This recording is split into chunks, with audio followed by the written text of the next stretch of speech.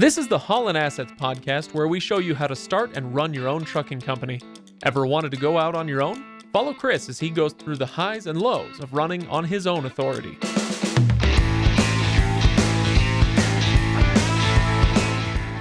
Hello, everybody. Welcome to the Haulin Assets podcast. This is episode number 84. I am Craig, your host, and over there he is... Chris. Try not to laugh. At what? At what, Chris? This is start number 2. The first one was not. I kind of want you to keep that first one in there. Yeah, well, we'll see about that. Not your smoothest introduction.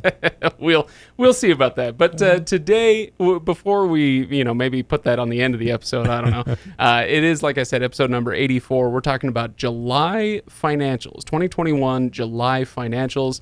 We do these episodes once a month for anybody who is new to the show and unfamiliar with it.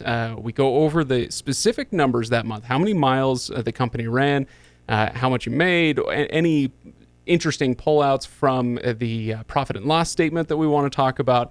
And we do this to give you a real insight into how a business is run on a month-to-month basis. And, the pitfalls to watch out for, the things to try to emphasize as you're going through these things.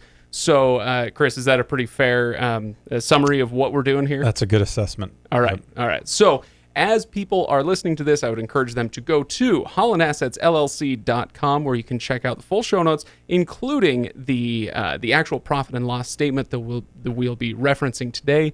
Now, you can also comment on episodes there. You can do that on Facebook as well. You can also comment on the show by leaving a 5-star review, because clearly it's a great show, right?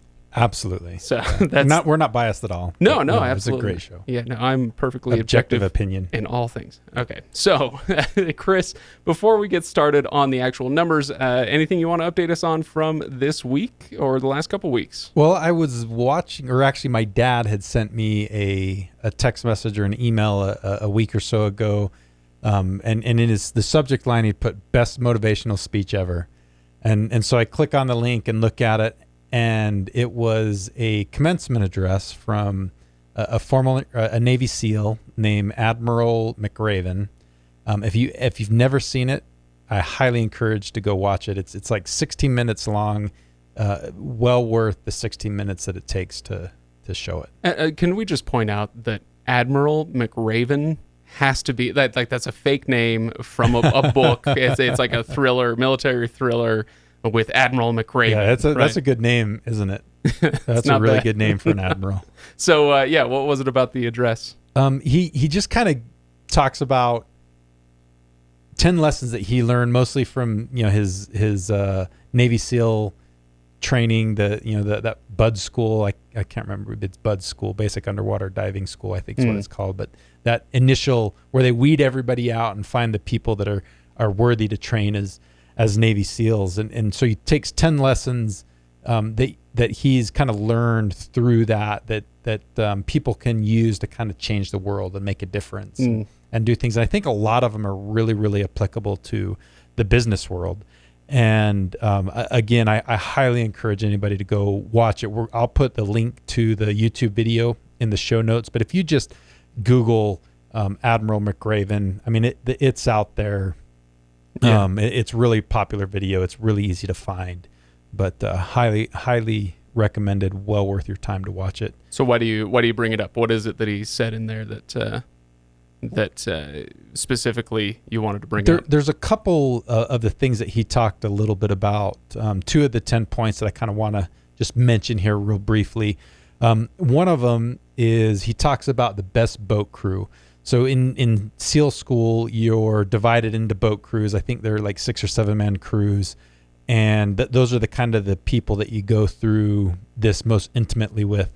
And he said he was in the boat crew with all the tall guys, but the best performing boat crew in his class was the boat of the little guys, and they called them the Munchkin crew.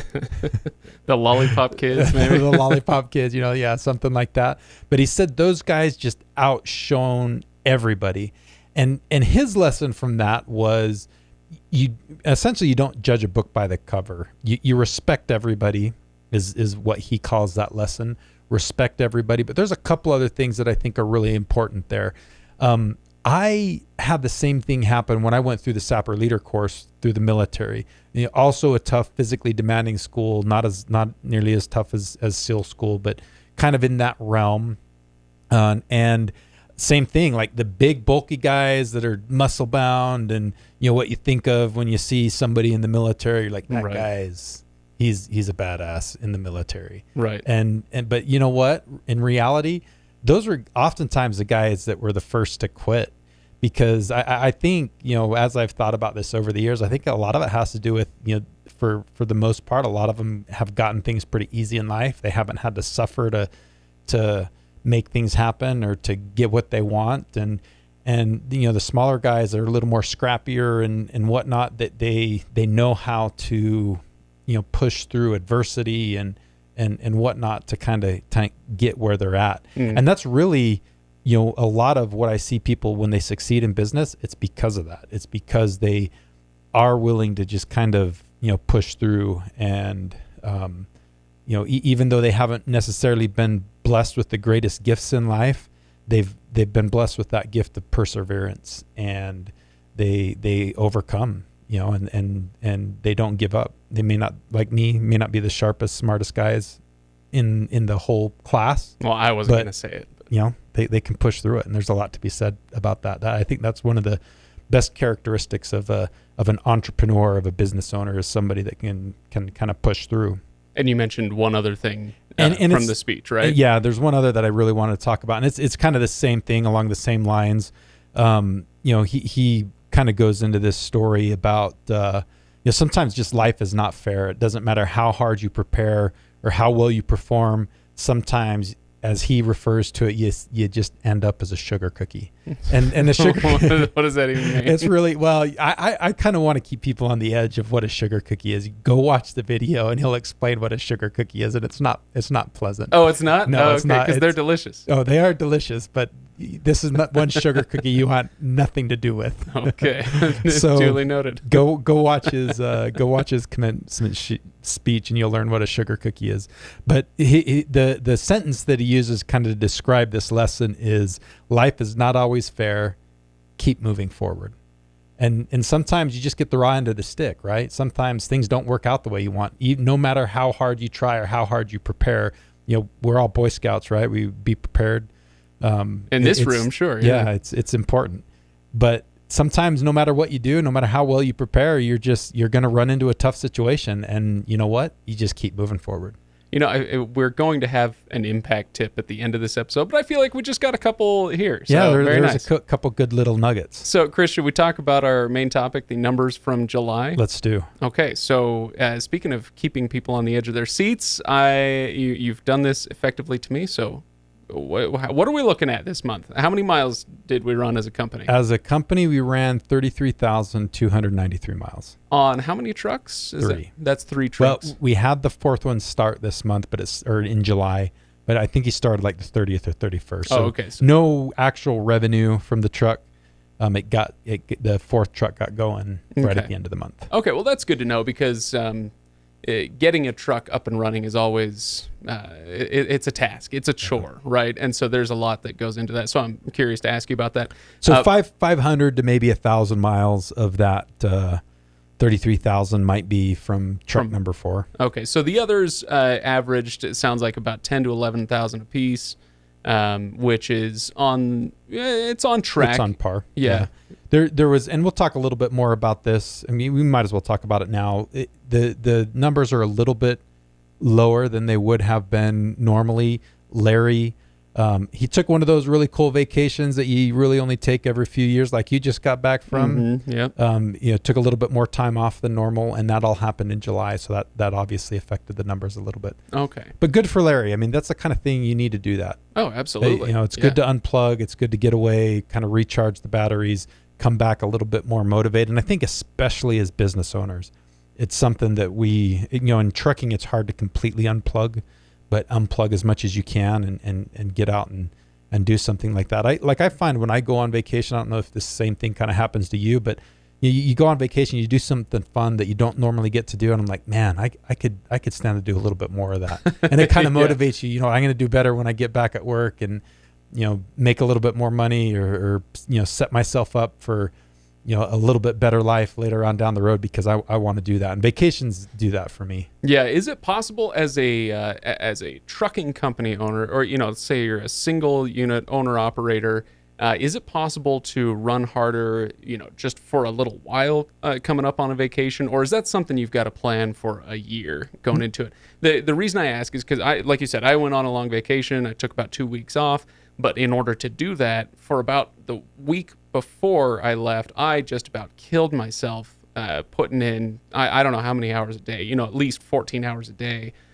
Trying to get ahead so that I could relax on vacation. Is there an equivalent thing for an owner-operator, or is it kind of you got to plan further ahead than a couple weeks? It usually, you don't necessarily have to plan ahead more than a couple weeks. You have to plan ahead because you're going to stop running for a little while, and you're still going to have to pay the truck payment, still going to have to pay insurance and all those kind of things.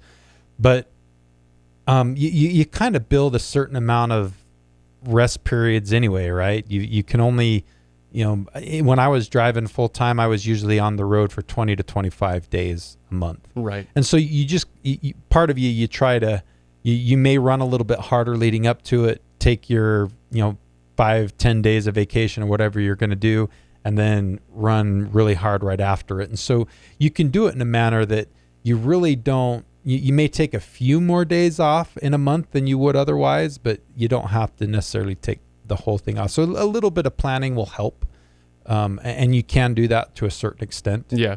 Okay. Yeah, that's good to know. So there are some other numbers that we usually go over during these episodes. You mentioned 33,000 miles. How many of those then were deadhead miles? 1,960, which is 5.9%. Okay, so just under 6%, acceptable. Yeah, that's a pretty good. We'll take that for deadhead. Mm-hmm. Yeah, that's not bad at all. Okay, and so with 33,000 miles, what was the total revenue? The total revenue was $82,041.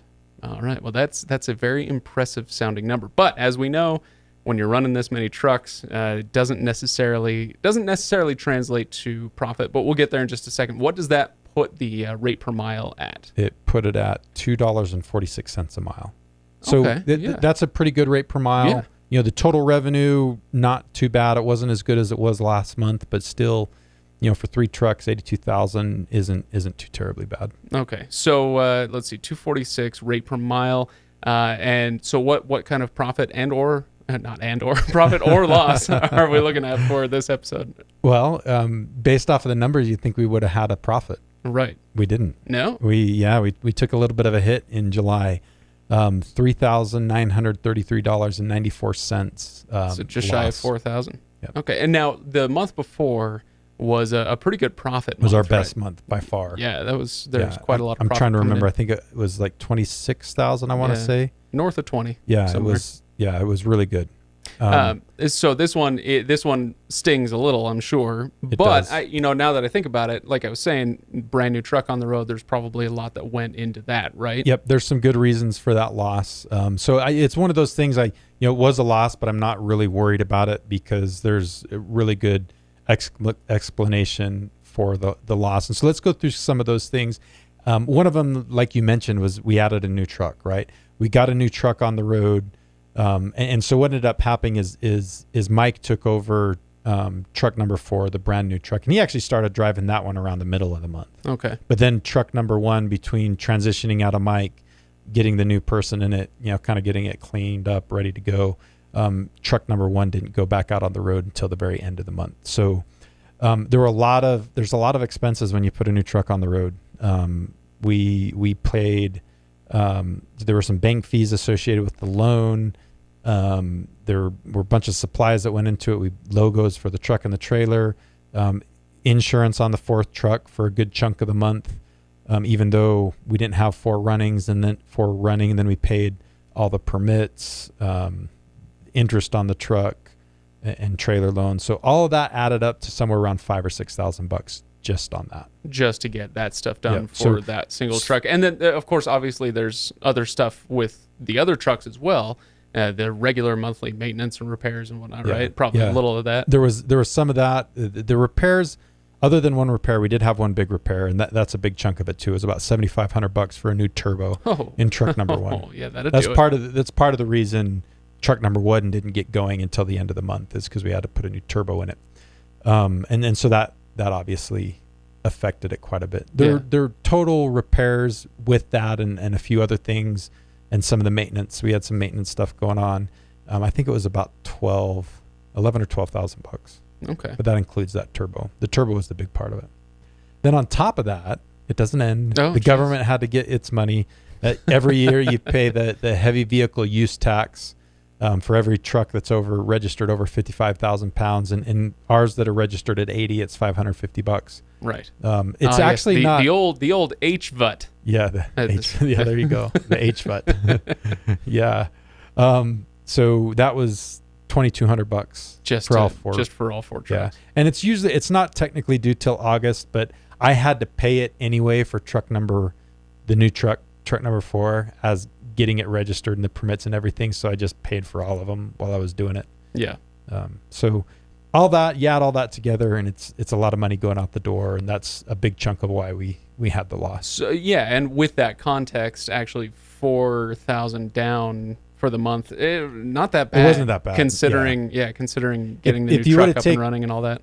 There a lot of that. There's probably $6,000 for the truck, $2,200 for the 2290 or the heavy vehicle, HVUT. The HVUT. I'm going to start using that term. That's pretty good, Craig. Hey, if this is the only thing that I ever contribute to the industry, I'll be happy. The things you can just think up on the fly just astound me.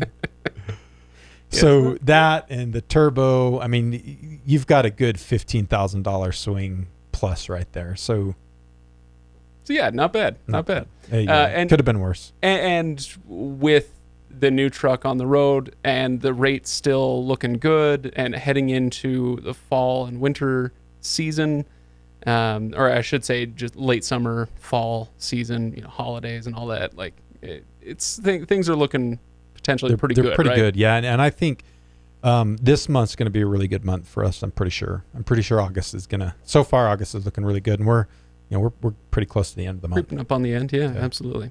Okay, good. So anything else that we want to pull out from the profit and loss statement? Any other standout numbers? I think that about covers it. Yeah. Okay. That was about it. So, right. So I kind of to tie it all into a pretty bow and relate back to Admiral McRaven's Admiral McRaven, my favorite name of all time now. His course or his commencement speech. We had a bad month. We prepared, we did everything we could, and money wasn't, we had a little bit of a loss. It's a very explainable loss, but you can't get down. That kind of thing's going to happen. So as he says, we're just going to keep moving forward, and this month should be a lot better. Yeah. Well, there you go.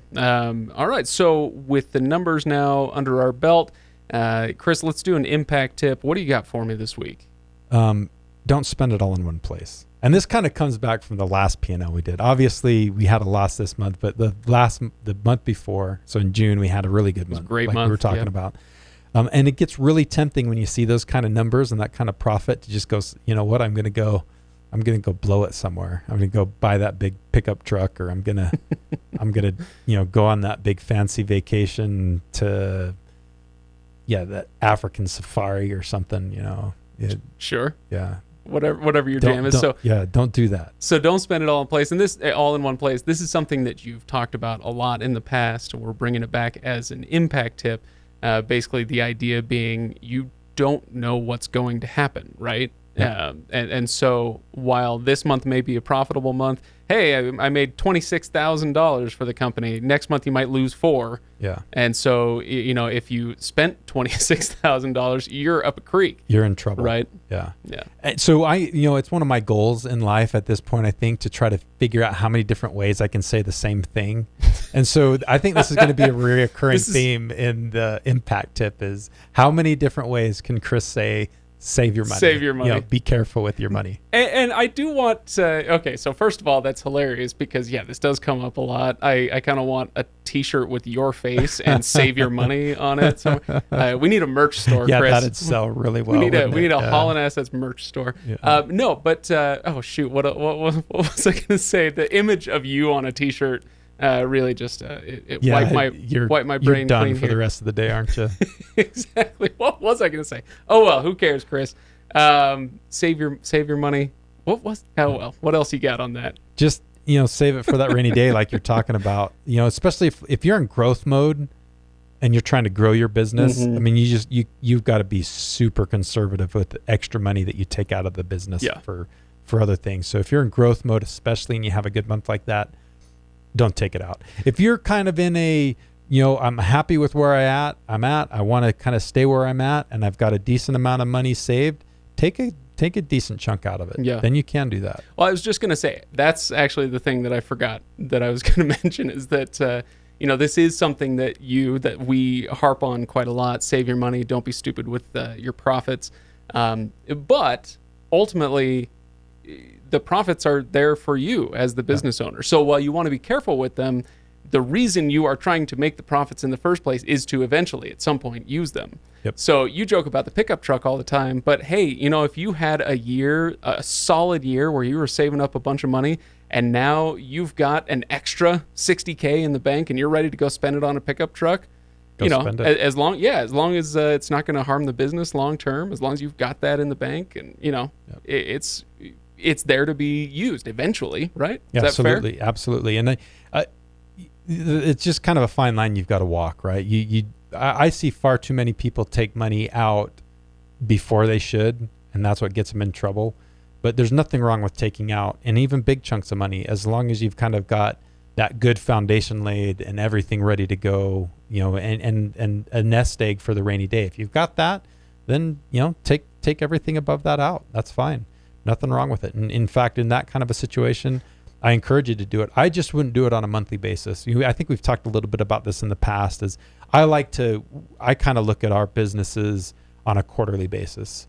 And if there's excess money, we look at the profitability for a quarter, because that kind of helps even out the high and the low months if you look at it on a quarterly basis. And then we don't take money out any more than once a quarter. Right. It's kind of, we've talked in the past about fixed costs versus variable costs. You're going to have to make your truck payment every month, but your repair costs are going to fluctuate, right? Yep. Fixed versus variable. And what you don't want to do is create more fixed costs for yourself. Yep. That's going to just put more stress on you down the road. Yep. Fair? Yeah, because the fixed cost it's one of those things that, especially something like a truck payment or a lease on a building, that's something that's going to last for a long, long time. And so it's going to last probably through some strong economies and it's going to last through some weak economies. So you've got to be sure if you're going to incur one of those fixed expenses that you're going to be able to keep making payments even when the economy's not running on full steam. Yeah. Okay. Well, good. There's our impact tip for the day. You've got the numbers. You've got the impact tip. You've got a brand new name to look up. Admiral McRaven. Yeah, he's a Navy guy. Yeah, don't insult him. You got good catch. I'm glad you caught that. You might as well call it gas, right, Chris? Anyway, so yeah, I think that'll wrap us up for today. I just want to remind everybody, please go to HaulinAssetsLLC.com for the numbers that we talked about today. And also find us on YouTube. If you haven't yet, go check it out. We post all of these episodes on YouTube. So if you're sitting down, you want to actually see us talk, you can. And who knows what else we'll be doing in the future on that YouTube channel. So we'd love to see you there. We can read those comments as well. So yeah, absolutely. Another place for people to make their voices heard. And we appreciate you listening to this episode. And I'm good. You good, Chris? I'm good for the day? Yeah, until next time. All right. See you then. See you. Hello, everybody. Well, that's a good start. Thank you. You're off. It's going to be a great day. Yeah, this is going to be a good show. I can tell already.